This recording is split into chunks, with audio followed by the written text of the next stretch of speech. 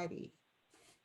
Good afternoon, everyone, and welcome to another episode of College and Career Pathways, where every Monday, Wednesday, and Friday, we provide you with information on various colleges and universities, financial aid resources, skilled trade professions, employment opportunities, career exploration, and career readiness skills, all designed to help you make the best career decision possible. Today launches our Financial Literacy Month, and we're going to be learning all kinds of helpful tips on how to conduct our personal finance as we go forward as young adults, becoming adults in society. So we are starting with today in how to save on tuition. We have the Michigan School and Government Credit Union with us, and Colleen, we thank you so much for joining us. We're so glad to have you. Thank you. Thank you so much. I'm glad to be back and glad to come back multiple times because I feel like there's so much information to share. Absolutely. So saving money on tuition, I wanted to start with a quick, cute video, and then we'll go through and expand on some of the great points that they make.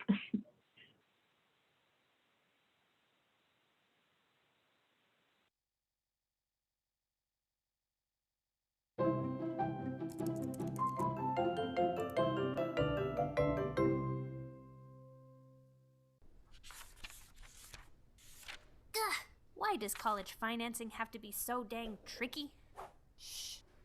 And tuition is crazy expensive? Youch!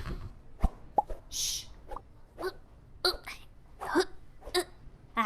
Where's a step stool when you need one? Tell you what, I'll help you out with your tuition troubles if you stop talking out loud to yourself. Oh, okay, deal. Now, as a librarian, I've seen students come and go, and a lot of them leave college with enormous amounts of tuition to pay back. I'm talking staggering, outlandish dollar amounts. Oh boy. It's a sad story, but you can minimize or possibly even eliminate tuition costs if you're smart about it. Consider taking care of your core credits at a local community college, then transferring to your school of choice to complete your degree. You can also explore challenging for credits. Some colleges allow you to skip a course if you can demonstrate that you're proficient in the subject matter. This can save time and reduce your overall tuition. A smart, proactive plan can help you save lots of cash. Make a pro game plan. Got it. Once you have your plan in place, it's time to start financing your tuition. First and foremost, go for the free money. Ooh, I like the sound of that. There is a ton of free money out there just waiting to be claimed. So apply for every scholarship, grant, and award you can. You don't have to be a mega genius or a sports star to get a scholarship, and you might qualify for grant money you wouldn't expect. Free money can come from a variety of government, nonprofit, or private sources. Your employer, your parents' employers, professional associations, and service clubs may also provide funding. It's important to act quickly and keep on top of new deadlines throughout your studies, so free money can catch some of your tuition for you. Think fast. Gotcha. Grab the free cash. Next, use your money, which means provide some extra funding for yourself. Education savings are great if you have them. Otherwise, consider a part-time job or a work-study program. Earning while you study will help you pay as you go and will keep your tuition from adding up. Self-reliance. Check. Good attitude, but your money might only get you so far, which brings us to borrowed money. If you do need student loans, make sure you trim down the amount you borrow as much as possible. Some schools even offer tuition installment plans that can reduce your need for loans. For any money you do borrow, it's essential to spend it wisely. Though it may be tempting to max out your loans and credit lines to live the college dream, you might wake up from that dream extremely broke. I mean ridiculously broke, up to your eyeballs in piles of debt. Okay. Yep. Eyes on the prize. Good. So, to save on your tuition, use free money, your money, and borrowed money.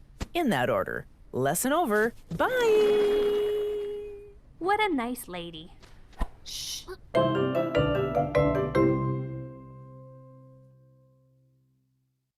Whee!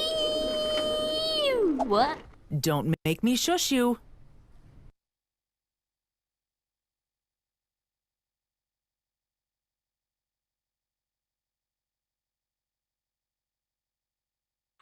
Colleen, you're muted.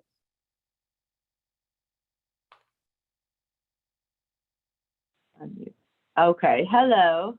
There you go. All right. Yes, that was just, it was kind of a quick video. It's cute. Some tips and tricks today that you may or may not have heard before. So many students have student loans, 4 in 10. When you think of a student loan right off the top of your head, you might be thinking, 4-year university, 4-year degree. But you can have student loans for 1 or 2 years of college, or just for an associate's degree, or just a certification, or just the master's portion of your education. So you may not need a student loan right now, or you may not be forced to get a student loan right now, but it's still good information because you may need one in the future. They mentioned free money, your money, and borrowed money. The best way to start: scholarships, free money. Scholarships is, how do I put it? There's no way to spend too much time looking for scholarships. They are everywhere. I believe the next one is ditch the stereotypes. We at MSGCU give lots and lots of stereotypes. Oh, see, now I got to go back. Well, I'll show that at the end. But they're not necessarily to the top A student or the top valedictorian. We have scholarships specifically for people going into education, specifically who are going to be first responders, firefighters, or policemen. Others who are specifically going into skilled trades. There's a skilled trade scholarship. So there isn't just, oh, well, I'm not smart enough for a scholarship, or I don't have the grades for a scholarship. As they mentioned, your job, your parents' job, if you're a twin, if you have red hair, there are so many different opportunities. See, now I'm going to go back here to show the scholarships. Okay. Our scholarships, msgcu.org/scholarships. And I sent Ms. Kirsten this information, so you don't have to screenshot it. You're going to get all this information. But we are just one credit union, and we're just in Macomb and Oakland County. We have a branch in Wayne, so we do some work in Wayne. But we're relatively small, and we give out $100,000 in scholarships every year. Think of all the other credit unions. Think of other banks. Think of other big box stores that are looking for the next representative. There are a lot of scholarships out there if you just look for them and find them. And you may say, oh, well, I can't apply to all these credit union scholarships. I don't know where else you applied. I know you applied here. And I see what you wrote, and I'm taking that into account. I don't know if you applied at no other schools or 19 other schools. So apply to as many as you want. And again, just pointing out there for high school students, also for teachers who are going into further education. The Police and Fire Academy, that's for adults, over 18, specifically for the Fire Academy and Police Academy. So definitely look out there and apply as much as possible for what you can It can't hurt. Small sums add up quickly. The woman in the video said $37,000 is the average a student leaves with.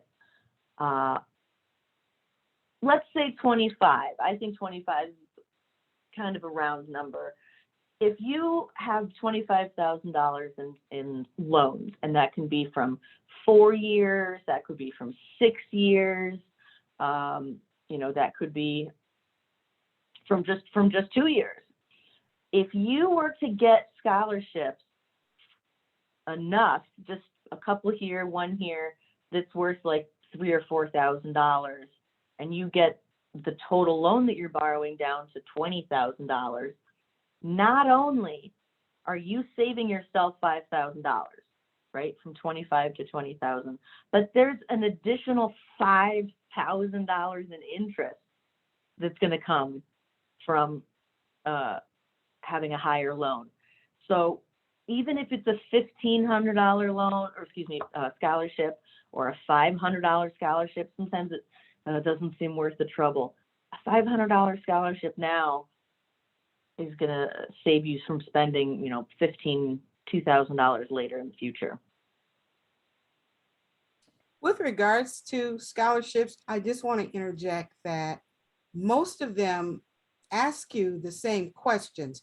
It's the same autobiographic essay that they want you to put together, 250 words, 500-word essay, talking about what your plans are for the future.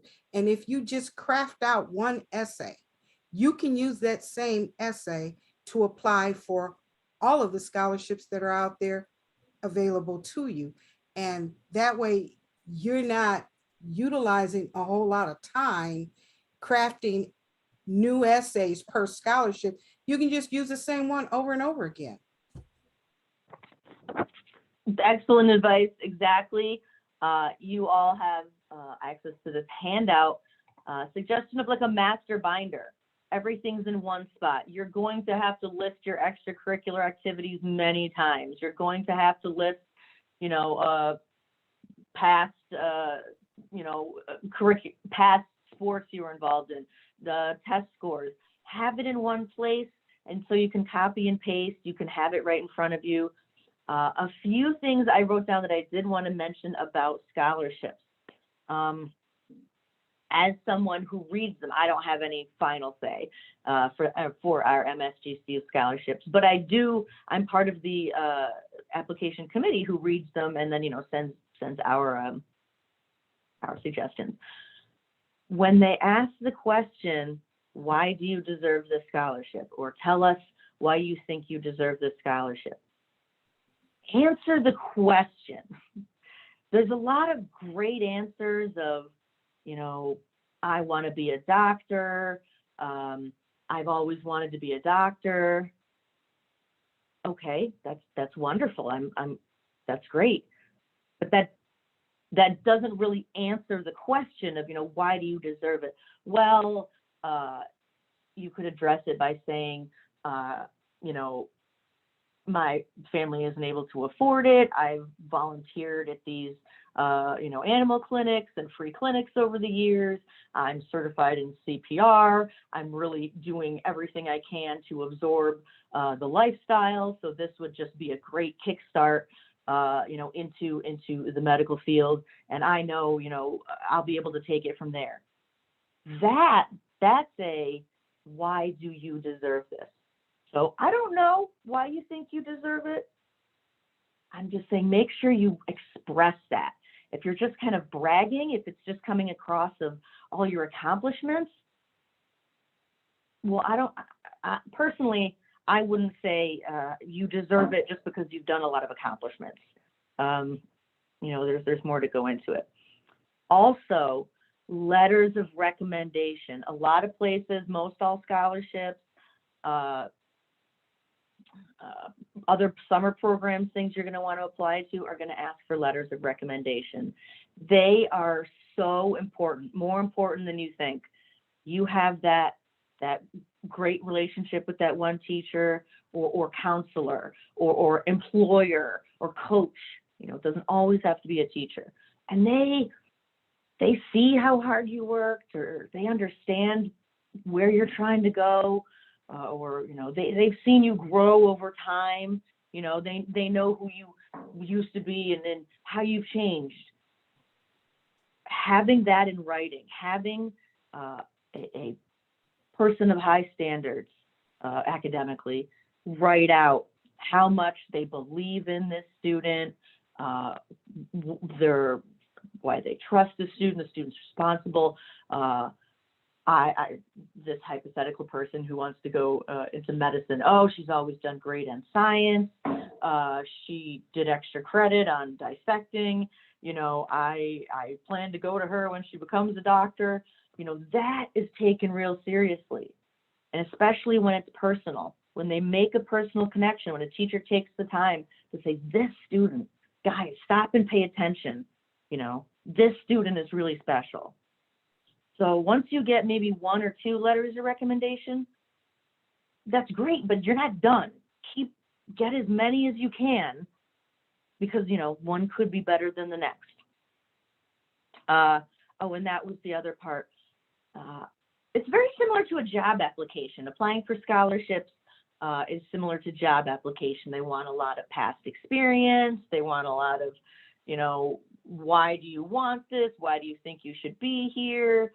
Where do you see yourself in the future? So along the lines of just putting your application in a stack, your resume on a stack of other applications, what makes you stand out? You've got to stand out from the pile for them to even call and say, why don't you come in for an interview? If you fill out the scholarship application, you turn in, everything you're supposed to do. You got the transcript, you got the, all the contact information. What makes yours stand out? Why would I remember, what was that one that said something about being an Eagle Scout, or what was that student that was a really good one, because I like to read through them first and then go back and kind of grade them, or, put them on the scale. So I'm not saying lie. I'm not saying embellish and be fake, or use big fancy words that you don't understand just to make it look classy. Just personality, why you as a person. What you stand out because of your dedication, your passion, your love of animals. It could be any of those things. I also wanted to mention about scholarships. It's kind of hard to do, because it's one of those vague things where you just say, go do it, and do it as much as possible. And you can never do it too much. Well, that's kind of overwhelming. And then you're never doing enough. Schedule time, have a schedule. You have a study hall, the last period of every day, or you have a break in between, certain classes. Schedule every Thursday and Friday from 10 a.m. to 11 a.m. as your scholarship time.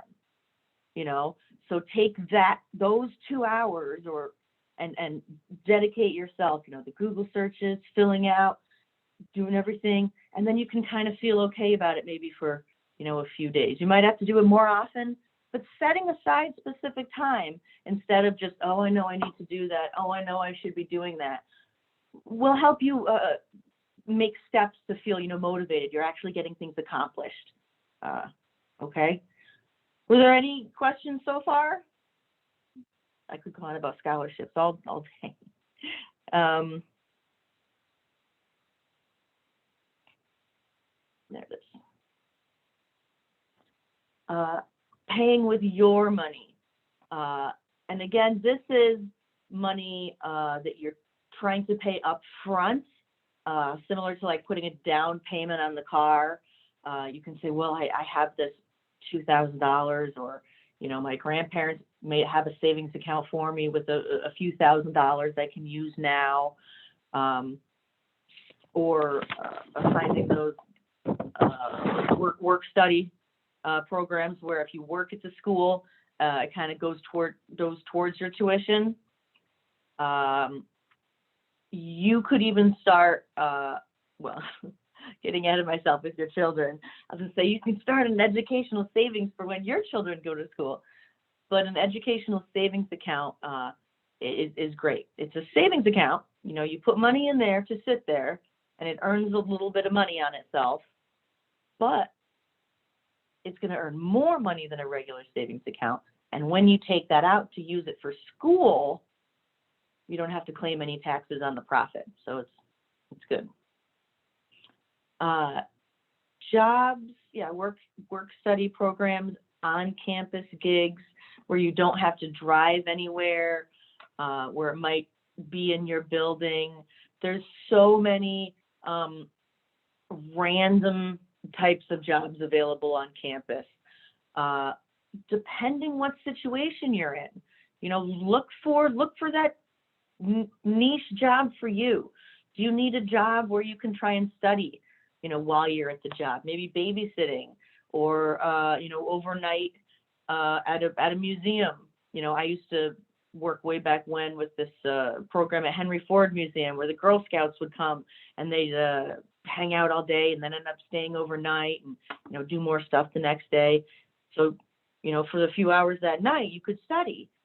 Maybe you could work at a place, a law office, you know, as a clerk or a file or a receptionist when you're hoping to get into law just to learn things. I had other, what are some other suggestions I have? Yeah, even if it's activities you're involved in, look for a job that'll work, you know, work to your benefit. I know you may not have tons to choose from, but right now, pretty much everybody says now hiring. Along the same lines of a little money now saves a lot later. You pay $1,000 a year or $1,000 a semester in, you know, your work study with working a couple hours at the library each semester.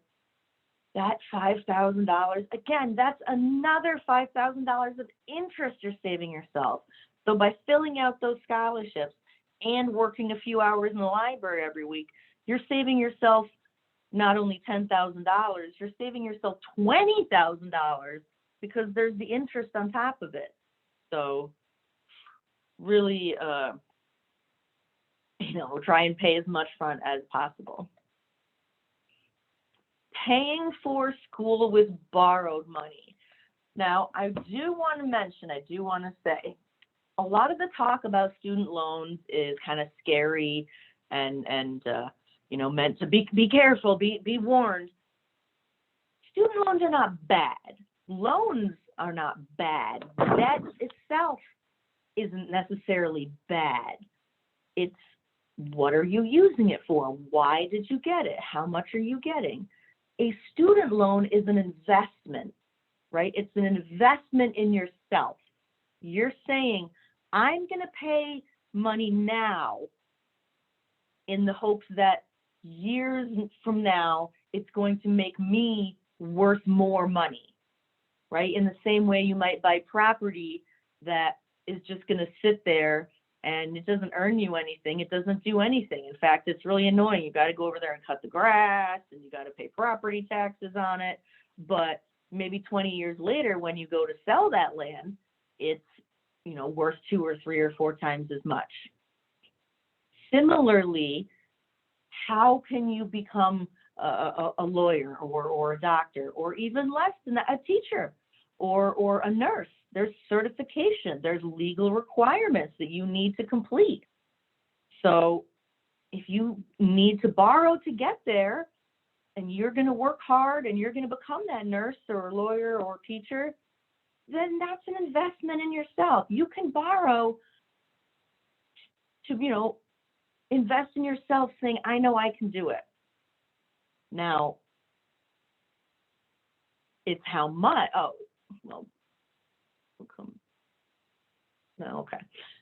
it's how much.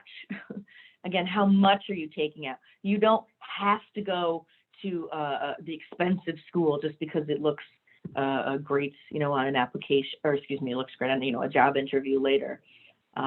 Research various options. There's the government student loans, there's private student loans, there's payment plans through the college, which works best for you.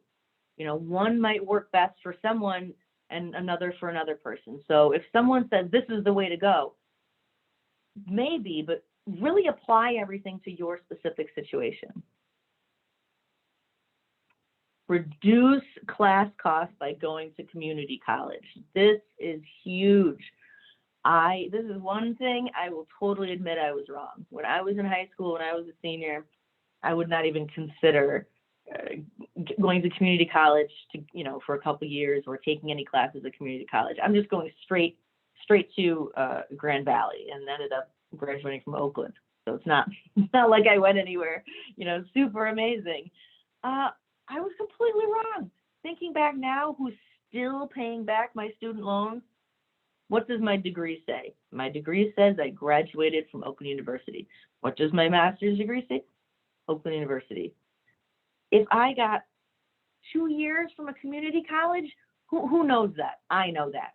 If it's saved me, 80%, made it more accessible to me, I could live at home, I could save on, room and board, especially if you don't know what you want to do, but you aren't sure what you want to do. You think you want to go into engineering, but I'm not really sure how or where. If you're going to, Eastern, Wayne, Oakland, those are some really expensive classes for you to figure out, what you think you like. They may not even count for anything in the end. You have to take basic math, basic reading, usually, some sort of basic science. I so recommend taking anything you can at a community college. And you know what? If you are going to a 4-year, you can still take a community college class like over the summer, or you can even still take one of your university classes over the summer. And if you pay for that specific class over the summer out of pocket, that'll save a huge amount on, the total student loan at the end.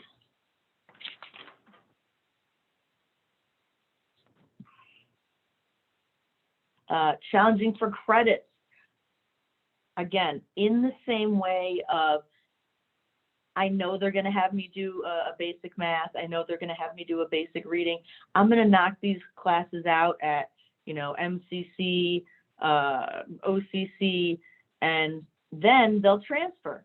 And it'll be exactly the same as if I went to, Eastern for 2 years or Wayne for 2 years. There are other situations where in high school you take an AP test. And by taking or getting a certain grade, I should say, not just taking it, but passing it and getting a certain grade may exempt you from having to take that reading class. I mean, that's huge. You're saving a whole class. Maybe you take 2 or 3 AP courses. You can save 2 or 3 classes. If you have experience, you can potentially try to challenge a required class for experience that you have. So think of all these ways, all these reasons that you can skim off the top to have less and less money to spend. This is where I was going, borrowing what you need. Now, when you say, what does college cost or what is your tuition? That's a hard answer. There's really no one answer. There's the classes and books are hundreds of dollars. If you live there, then, you got to put in for the gym, the athletics they charge you for, and the student union thing, and there's costs. And then, now you have to drive farther, or you have to get, internet at home. So you got to pay, higher internet costs. There's going to be other costs that you'll have to pay that aren't directly related to college, or, I should say towards the tuition of college is what I mean. Using my original $25,000, let's say it's a 4 years at Oakland. and well, four times, we'll say 20,000. I apologize. So 20,000, 4 years, we'll say $5,000. We won't even say Oakwood because that's pretty cheap. $5,000 for 4 years, right? It's $20,000. But the government, after you fill out your FAFSA, after you explain your situation, after you say what school you're going to, how much you're looking to borrow, the government is going to come back with an offer. It says, dear Colleen, you are eligible for $6,500 a year. Well, now you only technically need $5,000, to pay the university, but you're going to let me borrow $6,500, and then I can just use that $1,500 for myself to maybe work less hours, or to buy books, or to fund equipment that I need to get. So think about that scenario. That's really a scale that could tip either way. Taking that extra money or accepting that extra $1,000, $1,500 may be very useful to you. It may help you get, a new computer that you need, or, a new program, or it may just be money you spend on food, or money you say you'll work less hours, but really it goes towards a camping trip and, more clothes. And you can't really prove that it went towards student stuff. Now, at the end of 4 years, instead of having, 5,000 times 4, you have 65 times 4. So you have a much, much higher, in fact, I'm going to go to a calculator. I have all these online calculators. Oh, good grief.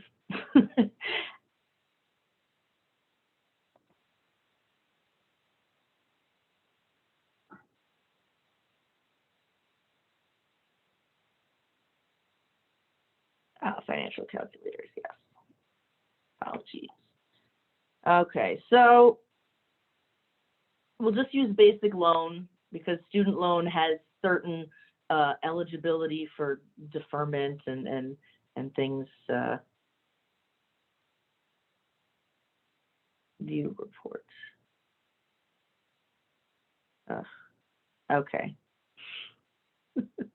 All right, we're gonna go back to the other one. If you end up borrowing 30,000, let's say you end up borrowing 30,000 instead of 20,000 or 26,000, that $6,000 times 10 years, 25 years, that's a lot of interest. That's tens of thousands of dollars of interest. So accepting that extra money may be worthwhile, but it is also very enticing. It's the government saying, hey, we're willing to loan you more than you need. So I'm telling you here, borrow only as much as you need. Having that extra $4, $5, maybe $10,000 at the end of your, college career, tacked onto your student loan, tacked onto a 25-year loan, it's so much more than you think. So be strong and say, I'm going to work. And I'm going to pay back just what I need for tuition. I had loan calculators all set, but my computer's been running incredibly slow today, and I was afraid I closed some windows because I was afraid it wasn't going to work. But it's thousands of dollars of interest because these loans are so long. Were there, do you have any questions about scholarships, tuition, paying for college, anything we've covered?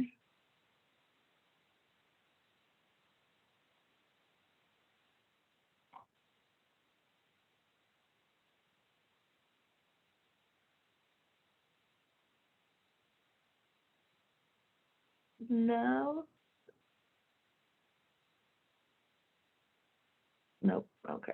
Never mind. Never mind. Okay. Well, I sent on the handout with the tips for creating a master binder, tips for filling out scholarship applications. I also sent 2 flyers all about our MSGCU scholarships. You're welcome to apply. You do not have to be a member to apply. A lot of places only ask for your membership. Once you win or once you're chosen. And in our case, if you have to become an MSGCU member, that means you have to open a $5 savings account. It's worth it to open a $5 savings account to get $2,500, towards school. Okay, and then and a flyer on the skilled trade scholarship. Good deal. Thank you so much, Colleen. Excellent presentation. That was a lot of really good, solid information.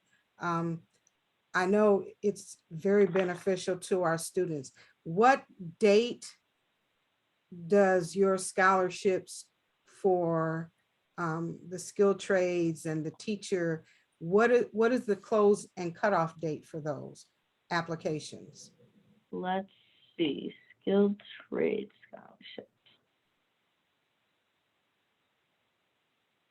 Applications will be accepted, okay, beginning January 5th. I believe it's March. It's usually March. Okay. When it's, what is that?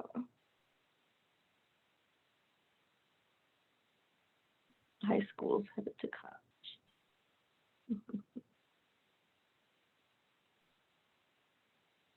Yeah, I think it's just starting to accept them, and I will, because I'm gonna be seeing you very often. I'm definitely gonna keep you guys updated, and I can send more information. And we will also have more new flyers as the deadline approaches, saying hurry up, it's about to end.